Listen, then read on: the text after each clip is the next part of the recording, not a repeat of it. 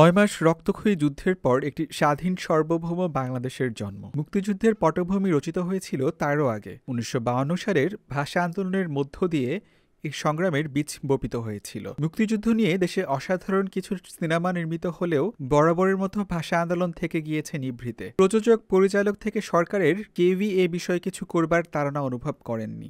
আমরা এগুলো জানতাম যে বিশেষ বিশেষ ক্ষেত্রে মুক্তিযুদ্ধের ক্ষেত্রে এই ভাষা আন্দোলনের ক্ষেত্রে যে সরকারি পৃষ্ঠপোষকতায় এই কিছু সিনেমাগুলো নির্মাণ করা হয়, যেগুলো শুধু বাংলাদেশ না সারা পৃথিবীর মানুষ সেগুলো দেখবে। তো সেক্ষেত্রে মুক্তিযুদ্ধের উপর কিছু সিনেমা হয়েছে, আর শুধু ভাষার উপরে 3টা মাত্র সিনেমা হয়েছে। পরবর্তীতে আর আমাদের হয় নাই। বা আমাদের এই যে অনুদানের ছবি, যে প্রতি বছর অনুদানের জন্য সিনেমা নির্মাণ করতে টাকা দেওয়া হয়, সেক্ষেত্রেও যদি সরকার আমাদের যে কৃতিত্ব, যে সারা পৃথিবীতে যে আন্দোলন হয়নি, আমরা সেই আন্দোলন ভাষা আন্দোলন করে ভাষা প্রতিষ্ঠা করেছি, যে আমরা পেয়েছি আমাদের মাতৃভাষা, আমরা আজকে যে ভাষা কথা বলছি, তো তার উপরে প্রতি বছরই এই সিনেমা হোক, পূর্ণদৈর্ঘ্য সিনেমা হোক বা তথ্যচিত্র হোক, সরকার বানায় নিলে সারা পৃথিবীর মানুষকে দেখাইতে পারত। পৃথিবীর একমাত্র দেশ বাংলাদেশ যারা রাষ্ট্রভাষা বাংলার দাবিতে আন্দোলন করে। রফিক, জব্বার, শফিক সহ আরও নাম না জানা অনেকে ১৯৫২ সালে বাংলায় কথা বলার জন্য আন্দোলনে নামে। সেখানে থাকা নিরাপত্তা কর্মীরা মিছিলের উপর গুলি করে, এতে নিহত হন অনেকে। ফিল্ম মানে কিন্তু ব্যাপারটা এসে যায় একটু কমার্শিয়ালি, ব্যাপারটা চলে আসে বাণিজ্যিকভাবে যেভাবে ছবিগুলো হয়ে থাকে। আর যেগুলো যদি আজকে আমি ভাষা আন্দোলনের উপরে ছবি বানতে চাই, হয়েছে যেমন জীবন থেকে নেওয়া হয়েছিল বিধায় কিন্তু মুক্তিযুদ্ধের চেতনাটা ওখান থেকে কিন্তু শুরু হয়েছিল, তাই না? তো আমাদের স্বাধীনতার যুদ্ধ যেটা হয়েছে পরবর্তীতে, তো সেইভাবেই এরপরে বাংলা হয়েছে শহীদ ইসলাম খোকনে, তারপরে তৌকিরের ফাগুন হাওয়া। তো ভাষা নিয়ে ছবি, তথ্যচিত্র এগুলো হয়তো এগুলোতে মানে তথ্য ভাণ্ডারটা বেশি থাকে। সেই জন্য অনেকেই মানে যারা নর্মাল প্রডিউসার হয়, যারা প্রযোজক থাকে, তারা কিন্তু এই জিনিসটা সেইভাবে মানে ইনভেস্ট করতে চায় না আর কি, এই জন্যই কম হয়েছে আর কি।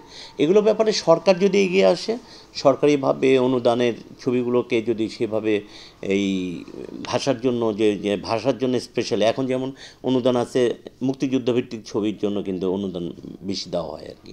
তো তেমনি যদি ভাষা আন্দোলনের উপরে ছবি করার জন্য কিংবা ভাষার জন্য যে আমরা যুদ্ধ করেছি, ভাষার জন্য যে আমরা রক্ত দিয়েছি, সেই জিনিসগুলো যদি দেখানোর জন্য সেই জিনিসগুলো উঠে আসে, যাতে সরকার যদি অনুদান কোথায় সেটাকে একটা ক্যাটাগরিক্যালি ভাগ করে দেয়, তাহলে আমার মনে হয় যে ভাষার ছবি অনেক বেশি হবে। তবে হ্যাঁ, এখন আসলেই ভাষার ছবি বেশি হওয়া উচিত, আর আমাদেরও দায়বদ্ধতা আছে এখানে। আমরাও বলতে চাই যে আমরাও বাংলা ভাষা নিয়ে ছবি বানাতে চাই। সেরকম প্রডিউসাররা এগিয়ে আসলে পারে, আমরাও অবশ্য পরিচালকরা অনেক বেশি ইন্টারেস্টেড হবে। পরিচালকরা কিন্তু এরকম ভালো ছবি মানে যে ছবিগুলোকে মানুষকে সারা জায়গায় আন্দোলিত করবে, সেই জিনিসগুলো কিন্তু সব বানাইতে চায়, কিন্তু প্রডিউসাররা এগিয়ে আসে না বিদায়, কিন্তু এই জন্য কিন্তু হয় না ছবি। জিনিসগুলো আসলে এগুলো নিয়ে ছবি বানানো যেতে পারে, চলচ্চিত্র হতে পারে, কিন্তু অনেক সময় এগুলো অনেকে মনে করে যে হয়তো ব্যবসা সফল হবে না। আর শুধু এইটুকু দিলেই তো হবে না, এর সঙ্গে রাজনীতিক কিছু জিনিসও জোড়ায় দিতে হবে। একটা ছবি বানাতে গেলে শুধু ভাষার এইটুকু দিলে তো হবে না, এর সঙ্গে রাজনীতিক বিষয়গুলো টেনে আনতে হয়। তো রাজনীতিক বিষয়গুলো আসলে এখন মানে যখন করতে যায়, তো সেইভাবে আসলে পরিচালকরা, প্রযোজকরা স্বাচ্ছন্দ্য বোধ করছে না। কিন্তু মানে সেন্সর থেকে শুরু করে আপনার অন্যান্য জায়গাগুলোর মধ্যে তারা বাধাগ্রস্ত হয়।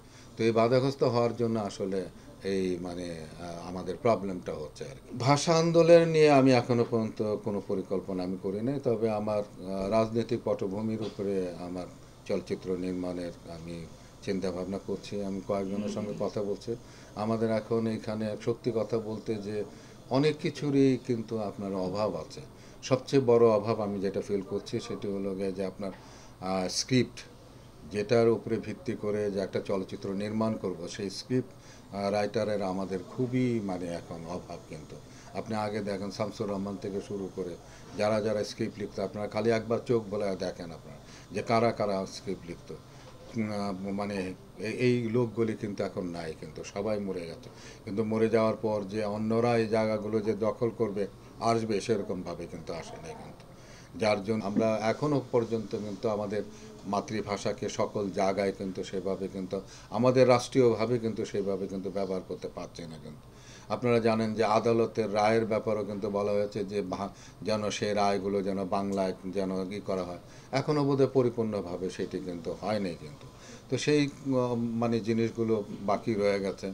প্লাস কিন্তু আমি গত পরশুদিন একটা কাজ করেছি, সেখানে ভাষার বিষয়টা ছিল যে আমরা এই যে মনে করেন আমরা আমাদের বাংলা ভাষার মধ্যে আমরা চাচা বলি, ফুপা বলি, খালু বলি, তারপরে আপনার মামা বলি, কিন্তু এই সমস্ত কিছু কিন্তু ইংরেজিতে হলো গিয়ে আঙ্কেল। কিন্তু এই আঙ্কেল দিয়ে কি আসলে আমাদের ফুপা যে সেটা কি আমরা বোঝাতে পারি? আমরা আমাদের চাচা যে কাকে আমরা বোঝাতে পারি? আমাদের জ্যাঠা, চাচার মধ্যেও ভাগ আছে জ্যাঠা, সেটাকে আমরা বোঝাতে পারি?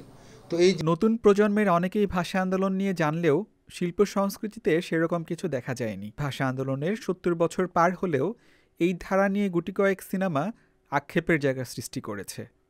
সংবাদ, ফিচার ও অনুষ্ঠানের জন্য ভিজিট করুন সংবাদ প্রকাশের ওয়েবসাইট এবং যুক্ত থাকুন ফেসবুক পেজ ও ইউটিউব চ্যানেলের সঙ্গে।